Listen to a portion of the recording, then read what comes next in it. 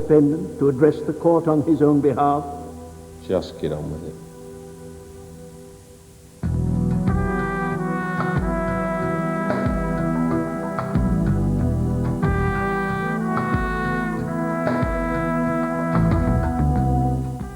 Leslie Grantham returns next week as ex-detective Mick Rayner with a mission to infiltrate the criminal underworld in the second episode of 99 to 1 next Wednesday at 9.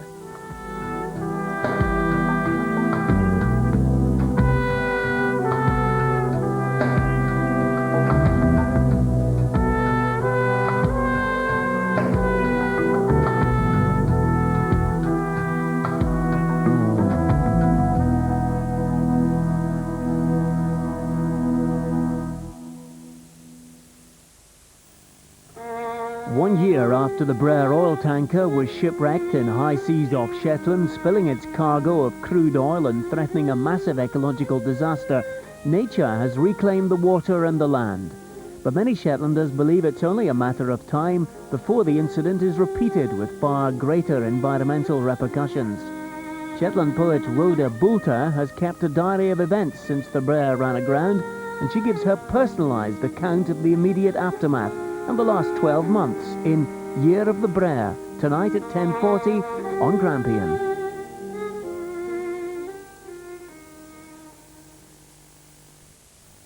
£10% off your summer '94 enterprise holiday and just £1 deposit books it. It just has to be 18 A's. With any new Civic 3 or 4-door or Concerto, your local Honda dealer now brings you 0% finance. Talk to your local dealer now. And now, from Specsavers, it's the deal of the decade. Take the money or choose the deal. Just look. A free eye test or £10 off. A free second pair or £20 off. A free contact lens trial or £30 off. I just spent £70 and got this pair worth £70 free. And remember, that's including your lenses. Take the money or choose the deal. The deal of the decade at Specsavers. Don't miss it.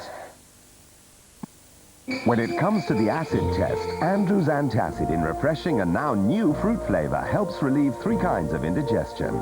Suck 'em and see.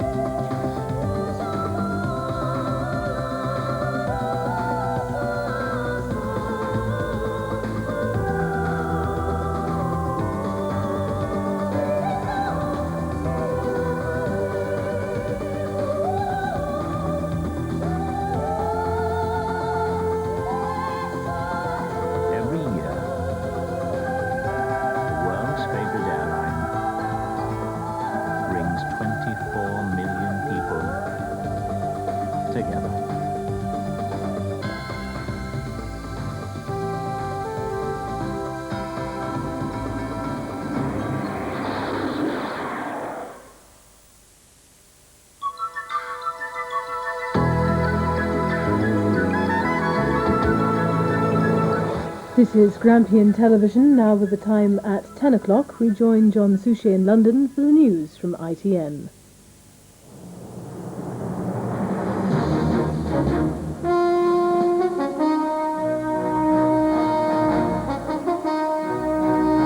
From the headquarters of ITN, News at 10, with John Suchet. Tim Yeo bows to pressure and resigns as minister. Climb down on curriculum, is it peace in the classroom? Foreign trips for problem teenagers, a special report. And farewell Brian Johnston, will summers ever be the same again?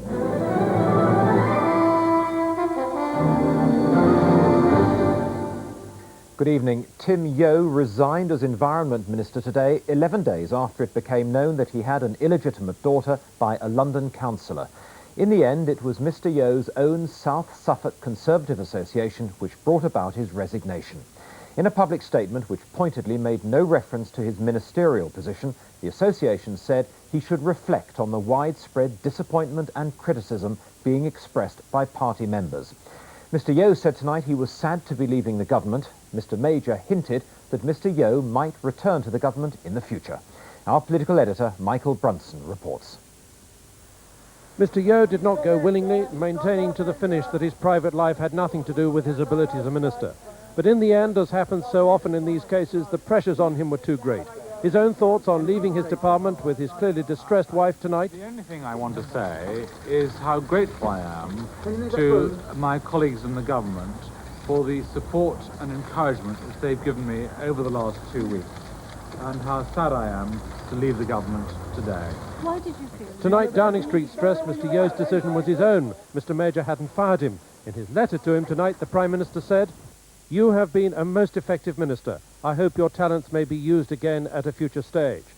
In his letter, Mr Yeo, after making the point again about the separation of his personal and ministerial lives, continued, "I now believe that I have no alternative than to step down from the government." And what brought matters to a head was the meeting last night of Mr Yeo's constituency officers. The result announced this morning that at least he would not be asked to give up as South Suffolk's MP. The officers were, nevertheless, deeply concerned at the widespread disappointment and criticism being expressed by party members and urged Mr Yeo to reflect on the views expressed. That as good as handed Mr Yeo the revolver and told him to resign as a minister, an unusual but decisive turn of events. There's no doubt that that was the last straw that actually finished his ministerial career. Maybe we should learn a lesson or two, and we should beware that, you know, our power base is in our constituencies, and if we begin to lose touch or we do something that they criticise, then, you know, you can't look forward to a continuing career. There was support, though, from the likes of Douglas Hurd, whose leadership bid Mr Yeo had helped to organise in 1990, and other senior ministers. But tonight there's evident relief among many Tory backbenchers that Mr Yeo has stepped down. The fact is that Tim Yeo had to sit back, had to reflect on what people were telling him, and he had to make that decision himself, and I think he's made the right decision. But has this been trialled by media? This evening, reporters besieged the home of the parents of Julia Stent, the mother of Mr Yeo's child, which led to a statement by Miss Stent's father. Julia will not be coming out, I'm afraid. All I will say on her behalf is that she's sorry that Tim Yeo had to resign. Beyond that, she has nothing else to add. Can you tell us how she is? I think you would appreciate that she's a little bit distressed with all this harassment that we've had for a couple of weeks. So are the editors guilty of harassment, of hounding Mr Yeo from office? I think the press has played this one absolutely by the rule book.